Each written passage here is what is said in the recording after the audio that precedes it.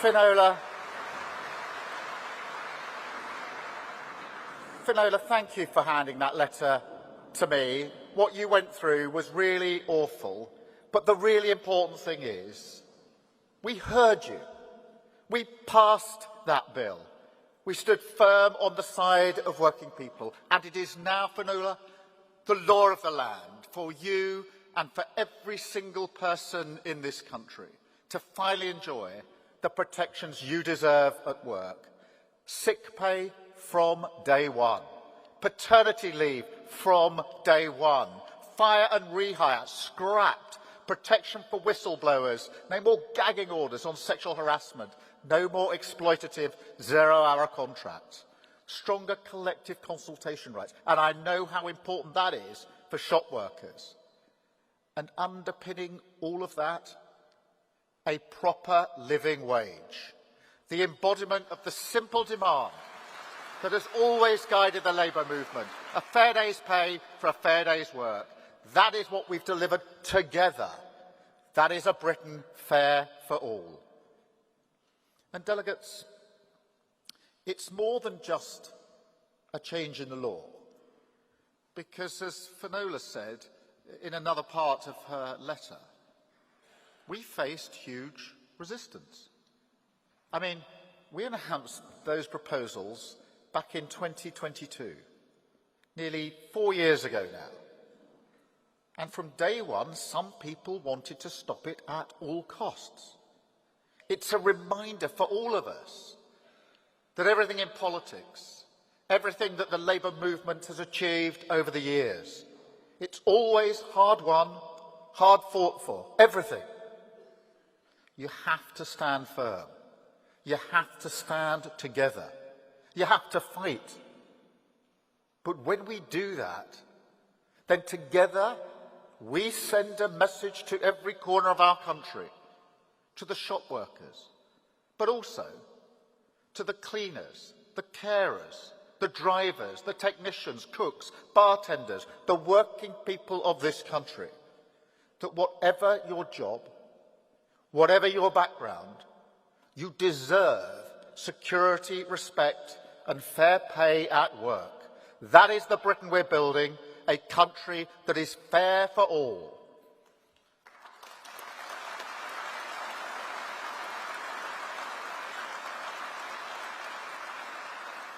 And conference, I'll always fight for working people, because I know exactly whose side I'm on.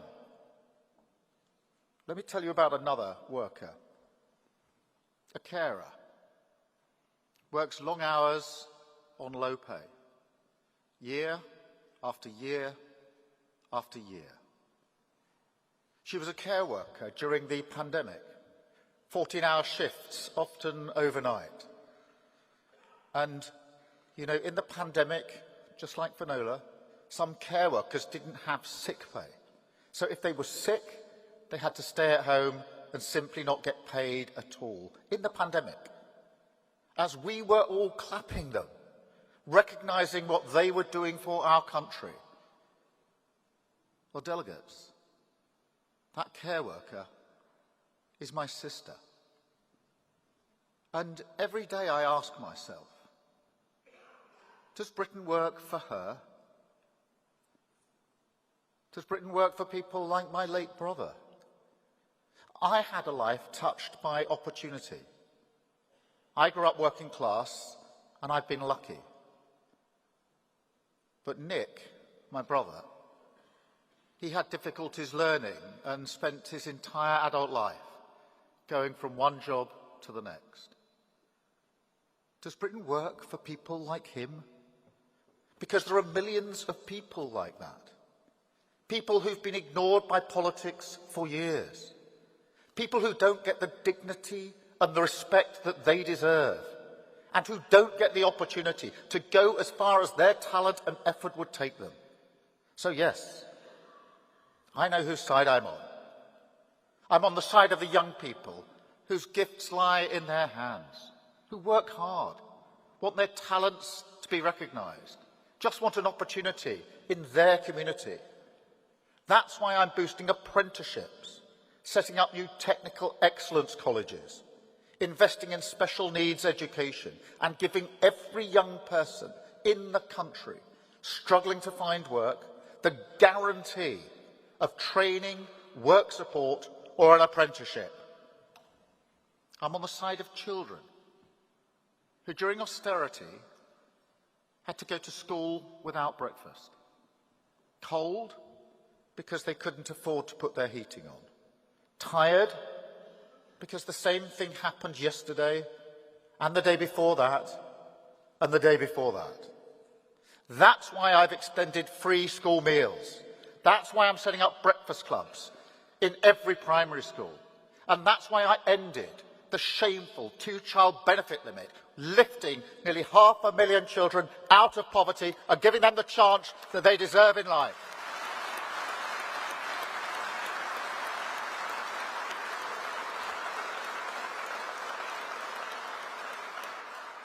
And I'm on the side of working people, just like my sister, the backbone of this country, people who work harder and harder, but see their pay getting them less and less. The people who worry about the cost of living. They're not asking for the world. They want a bit of security, peace of mind, and a little bit of extra money so they can treat their kids every now and again. That's whose side I'm on, delegates.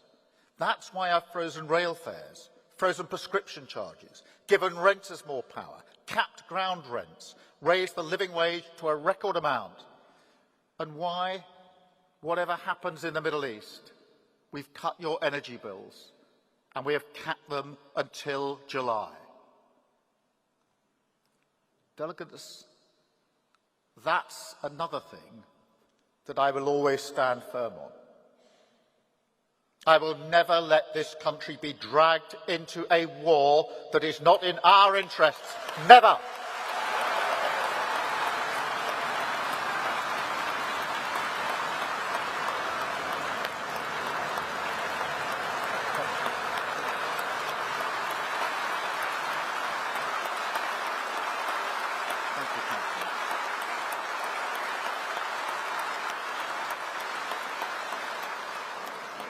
That is a lesson British politics should have learnt a long time ago with Iraq. And yet, when the rush to war began on Iran, I was heavily criticised by others who had no thought for the consequences, for our country, for your family. But that is not how I operate, because I have working people in my mind's eye for every decision. And yet, delegates, I have to level with you about Iran, because the truth is the economic consequences could still be with us for some time. You don't need to be a politician to know that. You can see it on every petrol forecourt across the country. I'll repeat what I said just now because it's important. In April, because of the decisions we made at the last budget, your gas bills came down, and they will stay down until July, whatever happens in Iran. Fuel duty is also frozen until September. We've supported people who heat their homes using oil. And we are monitoring this daily. So, delegates, for example, tomorrow, I'm chairing a meeting in Cobra on the impact, bringing in people from the Bank of England, so you can be sure we will stand by working people in this crisis. But look, just like Iraq years ago, there is a deeper lesson here, one that British politics has continually refused to learn. Because what Iran shows is that once again, events happening miles away from Britain have the capacity to hurt our living standards, our future, and our security. And so our response will define not just this government, but arguably this generation. And so this time it must be different. We cannot respond to this moment by thinking that we just need to get back to the status quo. That is the mistake that was made after the 2008 financial crash with austerity. It was made in Brexit, COVID, and the Ukraine war. And we cannot add Iran to that list because the status quo manifestly failed working people. It kept your wages low, the economy stagnant, and your public services decimated. In other words, the status quo made working people like you pay the price. I would not go back to that, even if I could. And delegates, we can't. Because the world has changed. It is more volatile and dangerous now than at any point in my lifetime, and I'm sure in yours.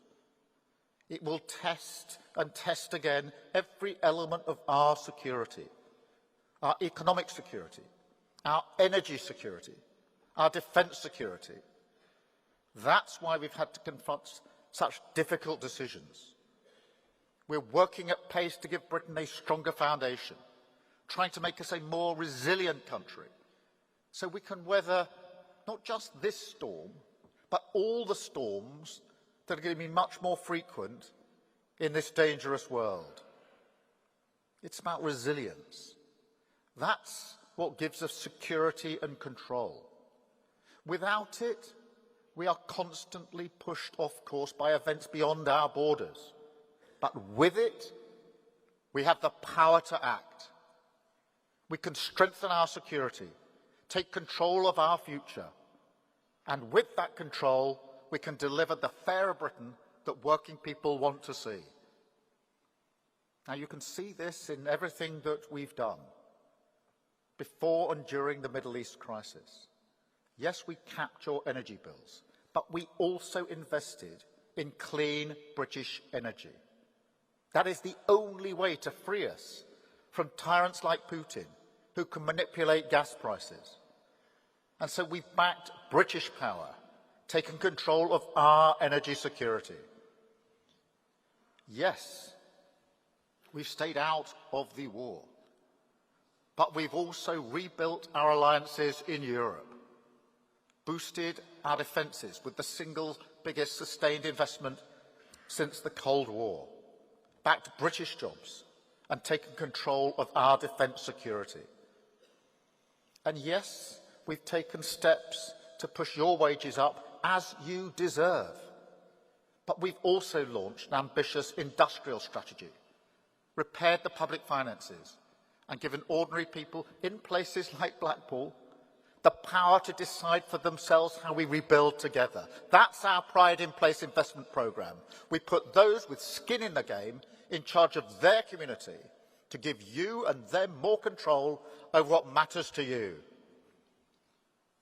And delegates, I know that what matters to you, particularly in this room and those that you represent, is security in your workplace, greater stability in the hours that you work, regular hours, each week, so you can plan work around your family life.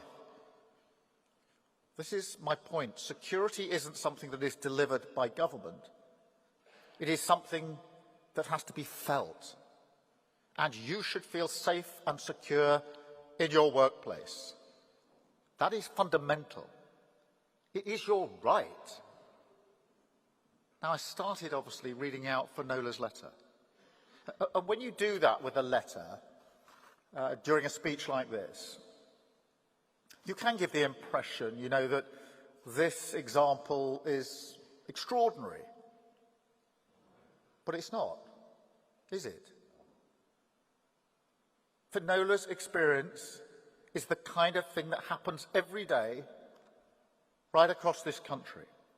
Working people, grafters, go to work, do the right thing, keep our high streets thriving, and yet too often they're abused or assaulted by people who think they can get away with it and just cheat the system. It's disgraceful. It's disgraceful that people just working in their shop have to take abuse from customers.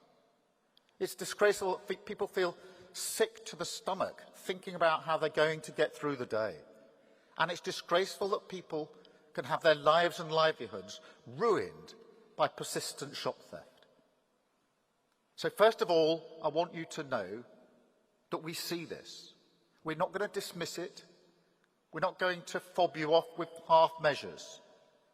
We're currently reforming the police across the country so we can free up their time and their money to focus more on street policing, neighbourhood policing, cracking down on antisocial behaviour. We've already got an extra 3,000 neighbourhood police on the streets, and there's more to come. We've scrapped the ridiculous regulation where stolen goods worth less than £200 would not be properly investigated. That was a shoplifter's charter, and we've ended it, and not before time.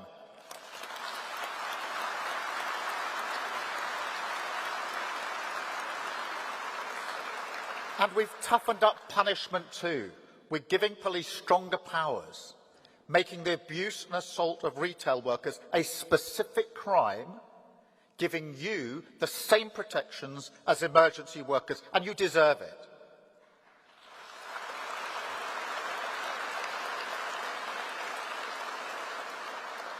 And look, I'm not blind to how big this challenge is, but the numbers of people charged has gone up by 17% in the latest stats. Shop theft is down. It's only slightly down, but the tide could be turning. There's also the hope of technology, because in some parts of the country, police and retailers have been using technology that sends CCTV footage through to the police immediately. So there's no delay, no risk that the footage might be wiped before the evidence can be collated. You're all familiar with that. It all happens straight away, goes straight through. And in some of those areas where those trials are taking place, the police are solving double the number of shop thefts. Double. So I want to see that rolled out across the country, make a real difference. Because this government has your back. We're calling time on the free-for-all, and we are standing firm together against the disgraceful crime of shop theft. And you know, what is true of shoplifting is true of everything. It's how we change this country. We change it together. I know times are tough. They've been tough for years. I've seen it through my own family. And so, given everything that working people have been through because of politics, I know it's a bit rich for politicians to say, Britain needs you. I get that. But I've always believed in partnership. Those have always been my values when it comes to this movement, to business, to the whole country, because I fundamentally believe that the common bond of our country, the ground that we all share and love, is stronger than the grievance and division we see in so much of politics. And so, bottling the pride that you all feel for your workplace, your community, your country, that is the key to changing Britain and coming out of this period stronger and fairer. And I tell you now, I will fight for that with every breath I have. I will fight for working people, fight for the tolerant, decent, respectful Britain that I know and I love, because that is my politics, and it is time to strengthen our security, take control of our future, and build a Britain that is fair for all. Thank you so much, Conference.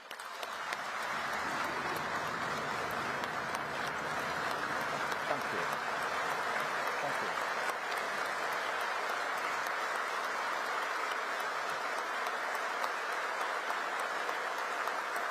Thank you, Conference.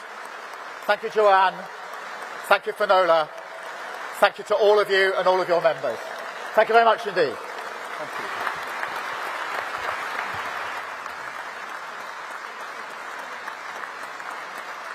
Thank you.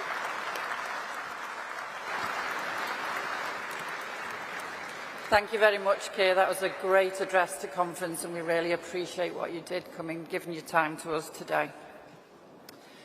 Conference, I'm now going to invite the General Secretary to move the National Executive Council statement, making us door members' voices heard. President.